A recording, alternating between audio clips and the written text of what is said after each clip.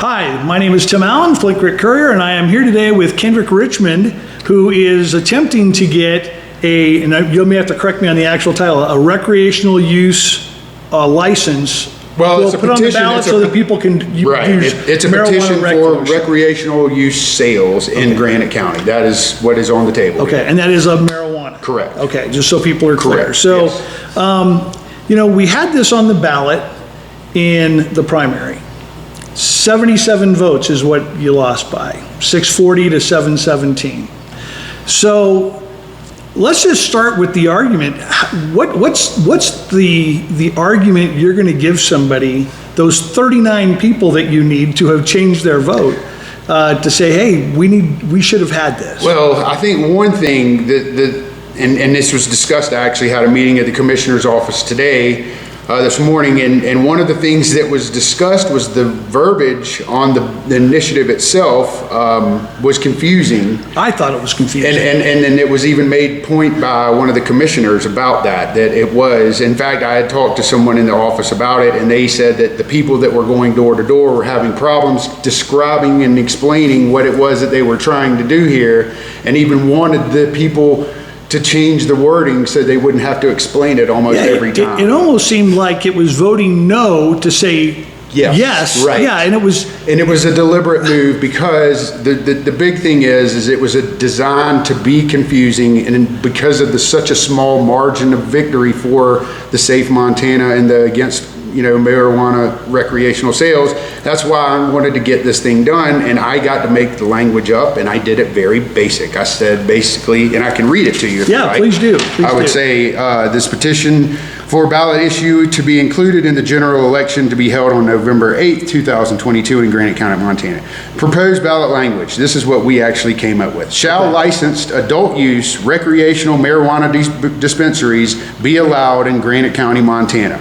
For allowing licensed adult use recreational dispensaries in Granite County, or against allowing adult use recreational dispensaries in Granite County. So you're either for this deal to get recreational sales in Granite County, or you're against it. So it's very plain language, something that a fourth grader should be able to come up and read and understand, and that's what we wanted to do. So basically what we wanted to do with this initiative is hopefully to get the signatures, and we're having an event this Friday night at the theater. We're going to be there from 6 to 9. It's a free event. We're going to be having catering, some live music, or hopefully some live music, at least some music, hors d'oeuvres, beer and wine, things of that nature, and just a free night for people to come out and sign this if they didn't know about it or whatever. We're just trying to get the word out. And so we're renting out the theater this Friday. So now, and just so people are clear, that's going to be on the ballot here November 8th. So we want to make sure that people are looking for that. Well, we need to get the signatures. Right. So if we get the signatures, it will be on there. And hopefully after next Tuesday, when we meet with the commissioners next week, they can decide whether they will put on there, which apparently they had discussed it in December last year, the 3%, but they were going to look at it for recreational and medical. Our push was kind of to see if they would do it for recreational, simply because we would be capturing the tourism market. Sure. But if they have decided and want to go and pursue the 3% on medical, that doesn't seem to make sense to me. It doesn't to me especially either. When people are trying to get healthy if they have a prescription for it. Sure, and that's one of the ones that I was kind of confused on. They did say they wanted to do it on both recreational and medicinal. I don't have any say in that. Obviously, this isn't anything that we brought to them. We did bring the recreational side of it, again, for the tourism side and for the tourism dollars. So that is kind of the mindset and the premise behind what we were looking at doing. So now we talked a little bit before that, there are some arguments when people get into this issue. Sure. And one of them is that there's going to be an increased crime rate. Okay. So how do you address that? Okay. Because, in getting ready for this, I looked up a couple of places. One of them, I think, was Denver, Colorado, where they had some increases in crime rate initially, but then they went down pretty quickly. Sure. So it went back down. So how do you address that? Well, since we've been in business in Granite County at my dispensary since June of last year, in 2021, I've had to call the police 0 times. I've looked at the blotters and have checked out that for our local area here, and there's been no incidences of anybody buying product from our store and then causing some kind of mischief or mayhem in the town, and that's fact. I can't speak other to it than the facts that are there. So the thing that I would say is the big thing that I would push for us is a safety concern. I understand people think that by getting rid of our recreational sales, they're gonna help things, but they're really gonna just embolden the black market and kind of bring it into fold if you get rid of us, because we're background checked. I had my fingerprints run by Dunkerson right here in Philipsburg. I've had a background check, so have all my people. The Montana Department of Revenue Cannabis Control Division does inspections for us. They provide us packaging instructions and requirements. We have to put all the information about the product on the packaging, and it gives people a place to go to buy it in regular business hours in a normal business environment. And when you're talking about that packaging, that's consisting of what's in it, Right. what its potency is, Right, those correct. kinds of things. All the things that people need to know to make a very educated buying decision. So another thing that we talked about is this generally is perceived to be a gateway drug to other things. Okay. Okay, and you know, I shared a story of my brother and how that happened all in the 70s, and it just got worse and worse. Sure. Now, it could be that he just had a really addictive personality, but how do you address those kinds of Well, I think, you know, individually, people can have things that are pros and cons for them. I see a lot more of my friends being subjected to alcohol and things of that nature, and those seem to be the gateway drugs for my friends, because alcohol makes them lose their inhibitions, and then they do things that they normally wouldn't do, blackout and so forth. So I understand there's plenty of things out there. I know meth's a problem. I know fentanyl's coming over the border. I know there was a gentleman pulled in Montana that had more fentanyl on him in this year in his car than was procured in all of last year. So in the state? In the state, in this state. So there's enough fentanyl around to kill pretty much everybody in Montana that was captured from this guy, I think. Yeah. Just a grain or two can kill you. Yeah. So I'm just, you know, that's one of the, again, the thing about the safety, which is why I reiterate that again, because you're buying something that the Department of Revenue Cannabis Control Division has approved and gone through testing. So to say that we're getting rid of us is going to help make things more safe, I actually say that's not true, because you can't go and ask the guy at behind the bar what is in his weed or not, because they're not going to know. Sure. So you also talked, when we did the pre-interview, you kind of told me of a couple of things that I found fascinating. Yes. And I know you told me you had links for them, I Yes. think, and we'll find them and we'll put them up afterwards. If you have them now, that's great.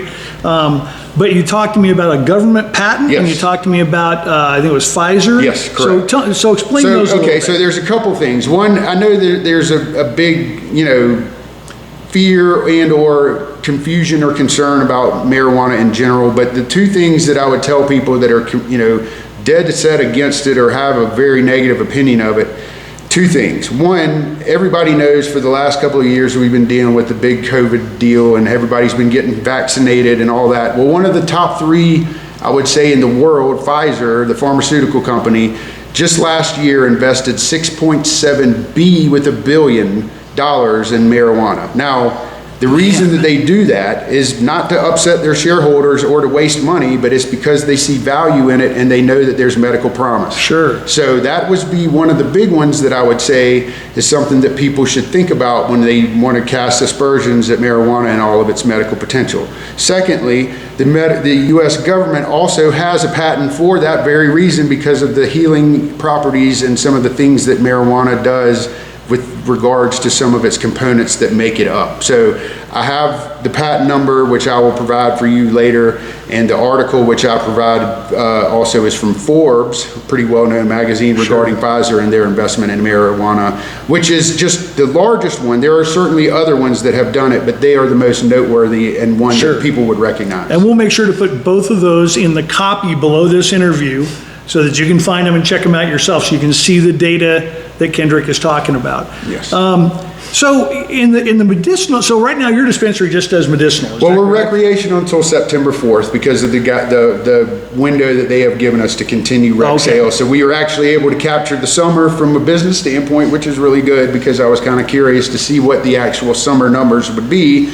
to kind of help with the 3% tax and to show the county what the potential would be to get money for the county. And how has that gone for you? It's done very well so far. I mean, the early reporting is, right now in the month of July, I think in the last several days, just over this past weekend, we've pretty much done about 1.5 times what we normally would do. Wow. So it's been pretty favorable. So how are the counties that sit around Granite? You got Powell, you got Anaconda Deer Lodge, you got Missoula. How are those counties set up for the recreation? Well, I think especially in some place like Missoula where you have a lot more of a population, there are going to be dispensaries within the town. So obviously you can go in Missoula itself and there's dispensaries within the town next to other businesses, and they operate fine, seem to provide everything, and they also voted for their 3% tax on recreational, so they're at 23%, which goes to Missoula County. So that's the other thing. A lot of the other counties on that 7th election were voting for that 3% tax, and I think most of them probably passed it. Yeah. Whereas Yellowstone in our counties, Yellowstone was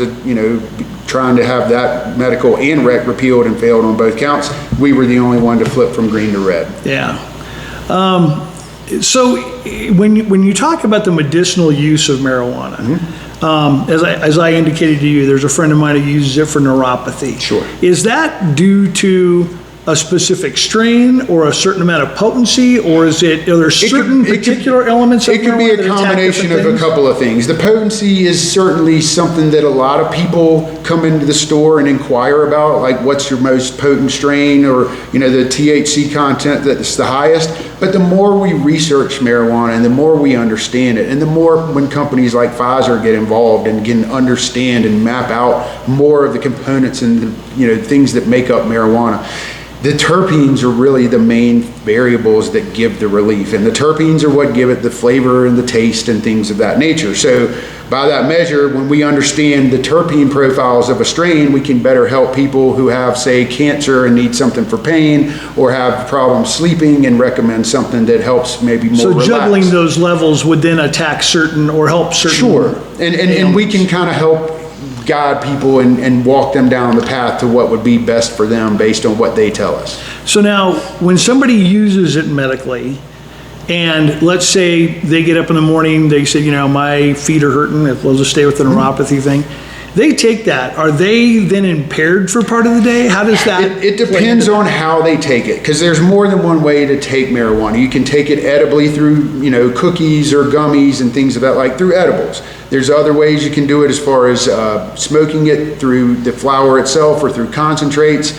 And there's pens and things, vapes, very similar to what you see with the e-cigarettes and things like that. So similar things like that. And then you also have people that just do tinctures, which do little droplets under your tongue, which is the best way to measure and to, basically measure out what you need for the day. So does it impair you is a great question.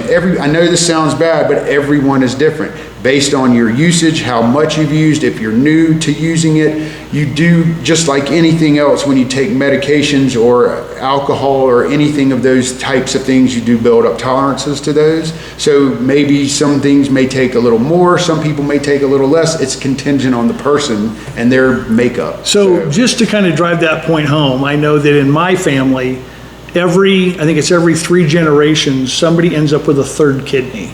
We don't know why, but they end up with a third kidney. Sure.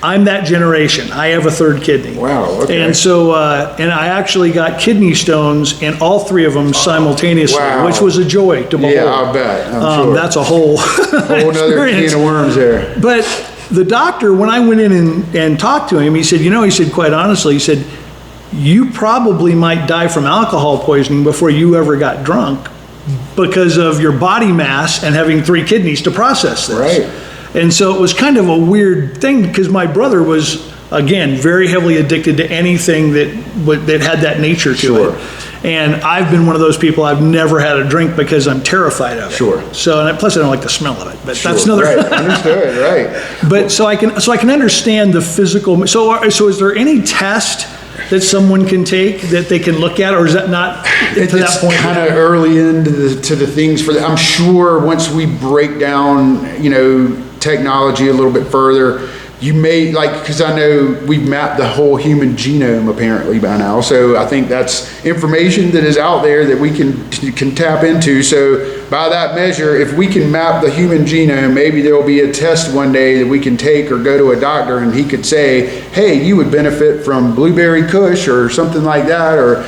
you know, OG kush because of these terpenes and that profile, Right. and that would help your cancer pain.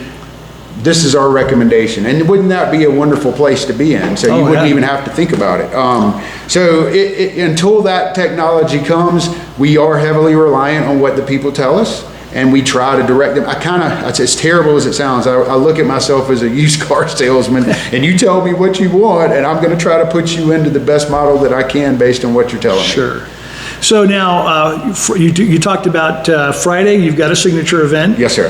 Where do you stand now, and what do you need? Well, I just got an email from Sarah at the courthouse, and we just turned in a couple of pages today. We were just trying to, there's a couple businesses that have sheets that we know they have, and they're closed today, unfortunately, because of the way Philipsburg is with restaurants during the beginning of the week. But nonetheless, we have 130 signatures currently. We're kind of a little behind the 8 ball. We've got a few weeks before we have to have everything in on August 8th. And we're really hoping that this drive on Friday, plus a few friends that are hopefully coming. I've been told that the head of the Montana Cannabis Guild is going to be there also to help Pepper Peterson, which is great. We can use all the help we can get.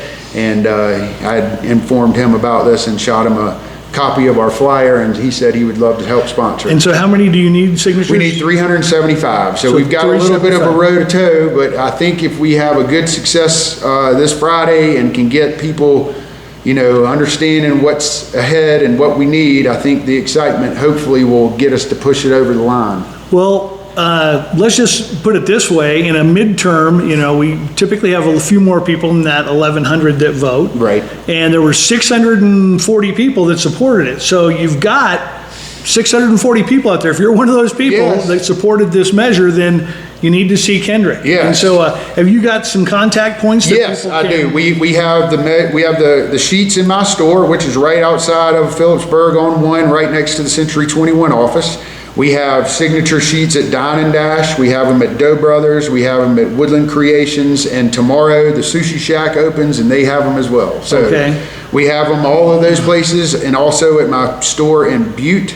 So I've been told sometimes people go to other locations other than my store because they don't want to be seen at my store. So we have tried to help make it a little easier for people to sign. Is that still a stigma of people coming in the store? Unfortunately, I hear that, and I thought I was leaving that in the South when I came here from South Carolina, but apparently not, because I have been told that people do leave the area still because they don't want to be seen at my store. I don't know who they are, but apparently they do exist. Yeah, I can imagine.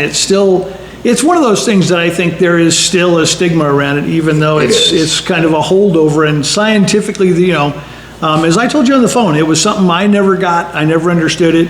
Sure. But the friend of mine who does it for neuropathy was the straightest arrow. I mean, I thought I was a big Boy Scout in high school. This guy was the straightest arrow ever. Right. And when we were actually going to go on a group vacation with he and his wife and my wife and I, and then another friend. We'd been friends since 2nd grade. Oh, wow. And we'd known each other for 50 years, and we were going to go on this vacation in April of 2020.